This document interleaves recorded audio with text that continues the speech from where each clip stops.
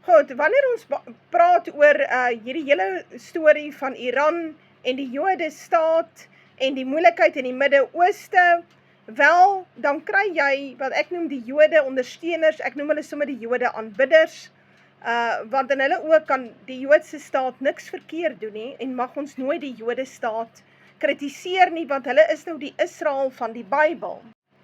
Nou ja, dit is 'n leuen wat oor al baie eeue kom, dis nog steeds 'n leuen. En hier in hierdie tyd sal hierdie leuen geopenbaar word vir wat dit is. 'n groteske leuen, 'n leuen wat die hele wêreld mislei het. Nou, die mense wat graag die agenda hardloop van die Jode is nou die ware Israel van die Bybel, en ons is op pad met 'n 7 jaar verdrukking en 'n derde tempel, en 'n antichrist wat nou daar gaan sit, en 'n Armageddon wat daar gaan plaasvind, ja. Nou, daai mense gebruik dan in baie gevalle Jeremia 49 om vir jou te verduidelik dat die ondergang van Iran is nou hier. Nou, ek gaan vir julle wys hoe verkeerd interpreteer hulle en hoe duidelik is die skrif oor Iran. Dat Iran die Persiërs is waar. So Iran is nie die Irakese nie, hulle is nie die Saudis, is die Moabite, die Ammoniete is die Turkye, die Filistyne is die Palestyne, dan kry ons die klomp Arabiere wat tussenin woon, wat die Ismaelite is, en die Jode is die Baster Edomiet. Maar, kom ons kyk 'n bietjie na Jeremia 49, dan lê ek hom uit vir jou, en as jy hom gesien het, gaan jy hom baie mooi verstaan, hoekom dit so 'n belangrike profesie is vir nou. Is net jammer, 'n groot gedeelte van die verdwaaldes wil hulle hom interpreteer soos dit hulle pas, sodat hy pas by hulle Schofield Bible agenda. En ons is besig om die teenoorgestelde te sien waar kom. So kom ons kyk gou na die skrif en dan verduidelik ek dit vir julle. Goed, hierdie is Jeremia 49, ons lees hier van vers 34 af. Die woord van die Here wat tot die profeet Jeremia gekom het oor Elam in die begin van die regering van Sedeka, die koning van Juda, naamlik. Onthou nou, Elam verwys na die Perse, en vandag is die Perse Iran. Inteendeel, hulle was Perse tot nog hier iewers in 1930, en toe het hulle die naam verander na Iran. So kom ons lees verder. So sê die Here van die leerskare, kyk, ek verbreek die boog van Elam, die keur van hulle krag. So hy sê, hy sal die krag, die mag van Iran, of dan van die Perse, verbreek. Dan gaan hy aan vers 36. Ek sal 4 winde uit die 4 hoeke van die hemel oor Elam aanbring, en sal hulle na al hierdie windstreke verstrooi, daar sal geen nasie wees, waar die verjaagdes van Elam nie sal kom nie. En ek sal Elam verskrik voor hulle vyande, en voor die wat hulle lewe soek, en ek sal onheil oor hulle bring, die gloed van my toren, spreek die Here, en ek sal die swaard agter hulle aanstuur, totdat ek hulle vernietig het. Nou ja, as mens dan nou op die oog af na hierdie verse kyk, dan sê mens, ja, sies tog, die Iraneese is 'n groot moeilikheid, kyk wat gaan God met hulle doen. En ons, omdat ons nie die geskiedenis ken nie, en ons verstaan nie van Daniël nie, is ons geneig om die verkeerde afleidings te maak. Nou ja, as jy verstaan van die profeet Daniël en van die beeld van Daniël, dan sal jy onthou, Babylon was die eerste groot koninkryk, en dan kry jy onder hulle die Mede en die Perse, en die Mede en die Perse is verslaan deur die Grieke, en na die Grieke het daar nog 4 koninkryke opgestaan, 4 superpowers, wat oor die wêreld geregeer het, en ek het baie leringe hieroor gemaak vir my groepe, ek van dit is selfs op YouTube, jy kan dit gaan luister, of jy kan my aanvra, ek sal dit vir jou stuur, is gratis en verniet. So, die Mede en die Perse regeer, en die Grieke kom onder Alexander die Grote, en hulle verslaan die Mede en die Perse. En daardie ryk het min of meer opgehou met bestaan.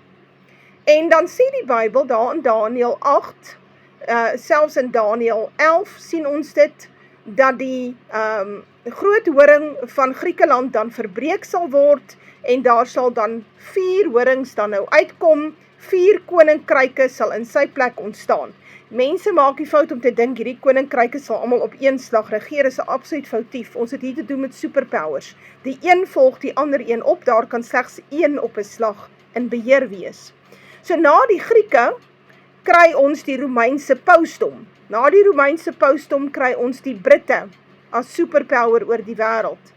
Na hulle kry ons die Unie van die Sosialistiese Sowjetrepublieke en na hulle die VSA. So, die skrif is baie duidelik. Die 4 winde het gewaai oor die aarde, naamlik die Romeinse pausdom, die Britte, die Russe, selfs die Russe was, weet ons, in die Midde-Ooste gewees op 'n stadium, en die VSA was baie betrokke by oorlog in die Midde-Ooste. Die 4 winde het gewaai oor die Midde-Ooste, en daar was nooit regtig weer 'n geleentheid vir hierdie Persiese ryk om na vore te kom en opgebou te word nie. Dis korrek. Maar, nou sê die Bybel 'n baie interessante ding. As ons hier in vers 39 lees, sê hy, maar aan die einde van die dae sal ek die lot van Elam verander, spreek Jahwe. So wat sê hy? Hy sê op die einde van dae gaan hy 'n groot verandering maak aan die Perse, aan hierdie Iranese ryk. Hy gaan hulle weer saamtrek as 'n koninkryk. En as jy mooi lees in vers 38, dan sê hy, ek sal my troon in Elam vestig en hy sal konings en vorste daaruit tot niet maak, spreek die Here. So wat sê hy? Hy sê, ek gaan die Mede en die Perse, wat vandag die Iranese is, ek gaan hulle gebruik om baie vorste en konings te verwoes. Dis korrek. Want agter die Iranese staan die Russe en die Chinese. Hulle is deel van die groot BRICS-alliansie teenoor die NAVO-alliansie. En ons sal sien hoe hierdie oorlog in Iran, wat hulle teen Iran nou begin het, God het hulle nou gebring dat Iran hulle kan verslaan. Nou dit is nie die eerste en die laaste oorlog teenoor Iran nie, daar sal nog wees. Hierdie is 'n langdurige oorlog, maak nie 'n fout nie. En dan sal ons die groote kry teen die Turkye, teen Turke, die Ammoniete, en dan sal ons sien hoe die Russe betrokke raak hierby. Dit wat ek nou sê, het ek al baie keer vir julle gesê. So in my leringe, dit is in die Siener Visioene, dit is ou nuus. Jy moet al hierdie goed baas geraak het.